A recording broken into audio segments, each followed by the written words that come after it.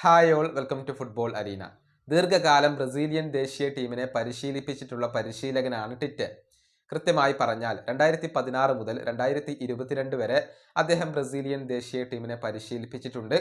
അദ്ദേഹം പടിയിറങ്ങിയതിനു ശേഷം ബ്രസീലിയൻ ദേശീയ ടീമിന് കഷ്ടകാലമാണ്.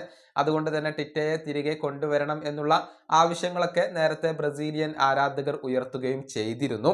ഏതായാലും ടിറ്റയുമായി ബന്ധപ്പെട്ടുകൊണ്ടുള്ള ഒരു റൂമർ ഇപ്പോൾ പുറത്തേക്ക് വന്നിട്ടുണ്ട്. അതായത് അദ്ദേഹം ഇപ്പോൾ ഫ്രീ ഏജന്റ് ആണ്.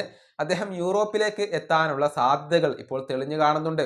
അതായത് തുർക്കിഷ് ക്ലബ്ബായ ബെസിക്ടസ് ഇപ്പോൾ ടിറ്റയുമായി ചർച്ചകൾ നടത്തുന്നു എന്നാണ് റിപ്പോർട്ടുകൾ പുറത്തേക്ക് വന്നിട്ടുള്ളത്.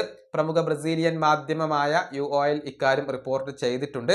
അതായത് തുർക്കിഷ് ക്ലബ്ബ് അവരുടെ പരിശീലകനായ സോൾഷെയറെ പുറത്താക്കാനുള്ള ഒരുക്കത്തിലാണ്.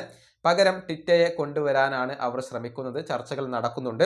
2024 സെപ്റ്റംബർ മാസം മുതൽ ടിറ്റെ ഫ്രീ ഏജന്റ് ആണ്. ഏറ്റവും ഒടുവിൽ ഫ്ലമംഗോയെ ആയിരുന്നു അദ്ദേഹം പരിശീലിപ്പിച്ചിരുന്നത്. ഇപ്പോൾ ഫ്രീ ഏജന്റ് ആണ്. അതുകൊണ്ട് തന്നെ അദ്ദേഹത്തെ കൊണ്ടുവരിക എന്നുള്ളത് ബുദ്ധിമുട്ടുള്ള ഒരു കാര്യമാവില്ല. നമുക്കറിയാം, പരിശീലക രംഗത്ത് വളരെയധികം എക്സ്പീരിയൻസ് ഉള്ള ഒരു പരിശീലകനാണ് ടിറ്റെ. പക്ഷെ യൂറോപ്പിൽ അദ്ദേഹത്തിന് എക്സ്പീരിയൻസ് ഇല്ല എന്നുള്ളത് ഒരു വസ്തുതയാണ്. ഏതായാലും ഈ ഒരു തുർക്കിഷ് ക്ലബ്ബ് അദ്ദേഹത്തെ കൊണ്ടുവരാൻ ഇപ്പോൾ ശ്രമിക്കുന്നു എന്നുള്ളതാണ് നമുക്ക് അറിയാൻ കഴിയുന്നത്. അക്കാര്യത്തിൽ ഇനി കൂടുതൽ കൺഫർമേഷനുകളൊക്കെ പുറത്തേക്ക് വരേണ്ടതുണ്ട്. ബ്രസീലിയൻ ദേശീയ ടീമിൽ ആകെ 81 മത്സരങ്ങളാണ് ഇദ്ദേഹം പരിശീലകനായിക്കൊണ്ട് പ്രവർത്തിച്ചിട്ടുള്ളത്. അതിൽ 61 മത്സരങ്ങളിലും ബ്രസീൽ വിജയിച്ചിട്ടുണ്ട്. 13 സമനിലകൾ, കേവലം 7 തോൽവികൾ മാത്രമാണ് ഇദ്ദേഹത്തിന് കീഴിൽ ബ്രസീലിന് വഴങ്ങേണ്ടി വന്നിട്ടുള്ളത്. അതായത് 6 വർഷത്തിനുള്ളിൽ കേവലം 7 തോൽവികൾ മാത്രം. ആകെ 180 ഗോളുകൾ ഇദ്ദേഹത്തിന് കീഴിൽ ബ്രസീൽ നേടിയിട്ടുണ്ട്.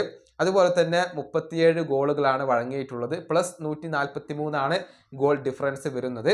കോപ്പ അമേരിക്ക കിരീടം ബ്രസീലിന് നേടിക്കൊടുക്കാൻ ടിറ്റയ്ക്ക് കഴിഞ്ഞിട്ടുണ്ട്. ടിറ്റ പോയതിനു ശേഷമാണ് ബ്രസീലിന്റെ അവസ്ഥ കൂടുതൽ മോശമായത്. ഈ വീഡിയോ അവസാനിപ്പിക്കുന്നു. അടുത്തൊരു വീണ്ടും കാണാം.